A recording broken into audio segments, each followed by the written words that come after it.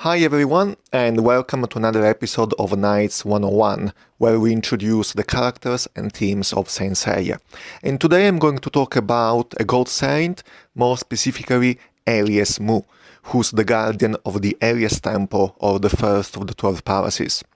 Mu is the only person alive capable of restoring crows. This is because he's the student of the former Pope and former Aries Saint Shion. And by the way, when I say Pope, I mean the Master of the Sanctuary, not the guy in Rome dressed in white. It's never been explicitly explained how Mu and Shion know how to repair crows, but the Hypermyth, which is sort of a data book published in the art book Cosmospatial ages ago and written by the author Masami Kurumada, implies that both Mu and Shion are descendants of the people of the island of Mu, which was an ancient island destroyed during a cataclysm, and it's on this island that the crows were originally forged. Anyway, Mu was the student of Shion, and just like his master, he's an expert in telekinesis and psychokinesis. It is said that he has the strongest psychokinetic and telekinetic powers in the sanctuary. He also has extremely high level of telepathy and is capable of moving objects, enemies, whoever he wants, over large distances.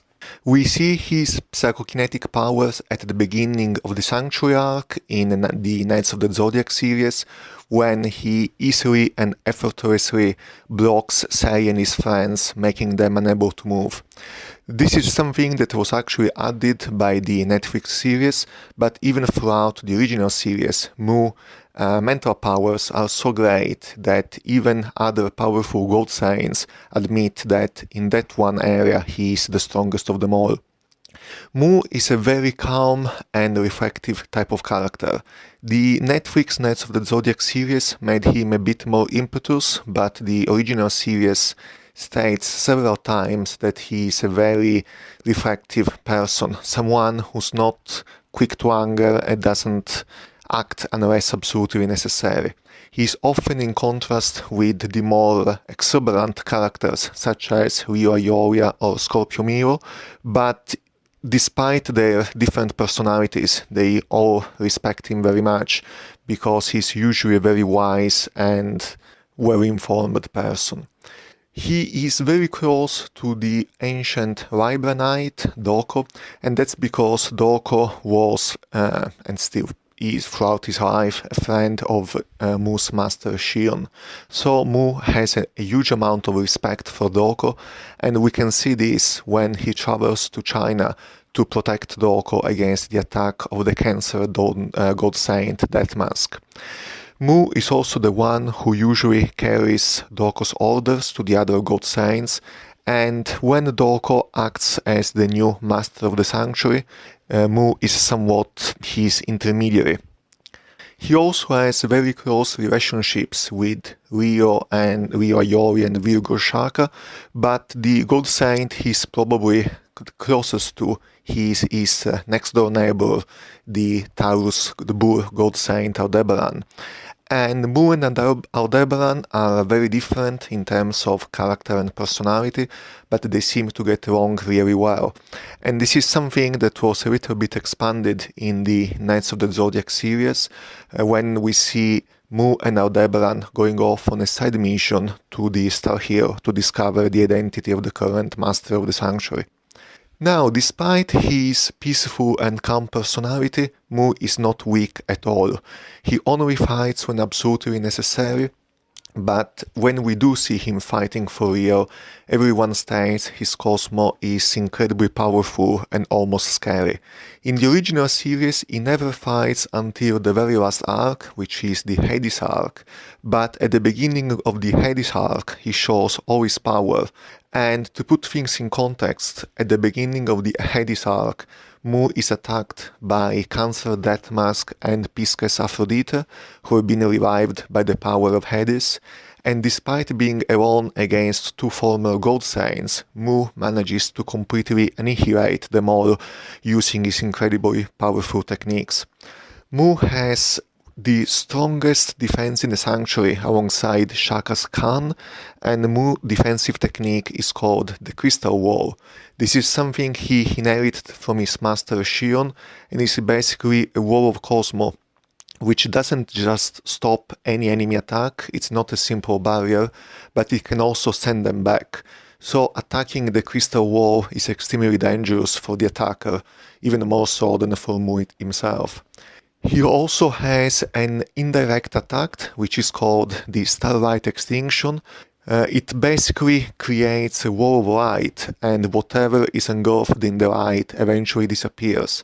This technique is so powerful it can even destroy a mythological being, a gigant from the Episode G spin-off.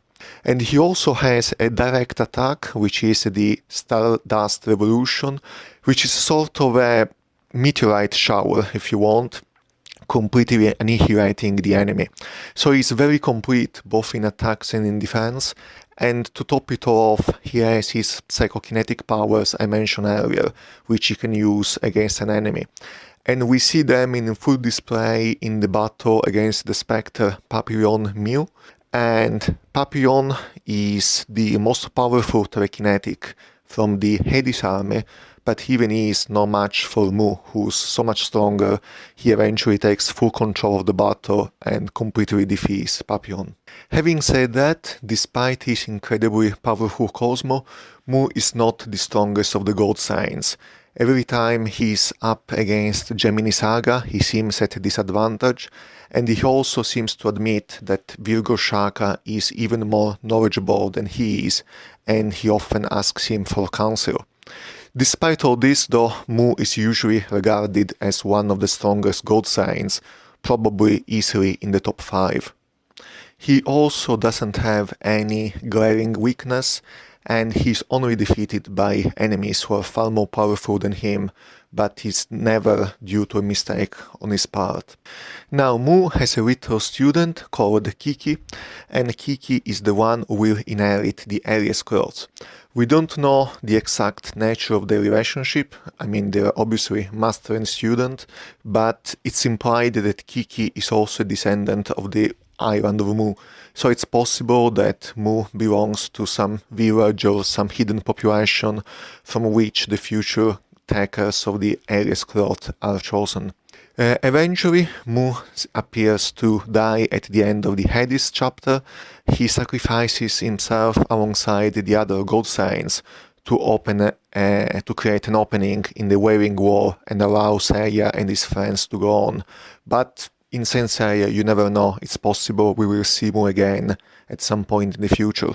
After all, he was briefly revived in the Saint Seiya Soul of Gold series, where he fought alongside the other gold saints against Loki in Asgard, and in the Saint Seiya Episode G Assassin spin-off, which is set in the distant future, an alternative version of Mu is brought back to life, but this time on the side of the enemy, and his power has increased so much he can even cast interplanetary attacks that takes 3 saints to stop.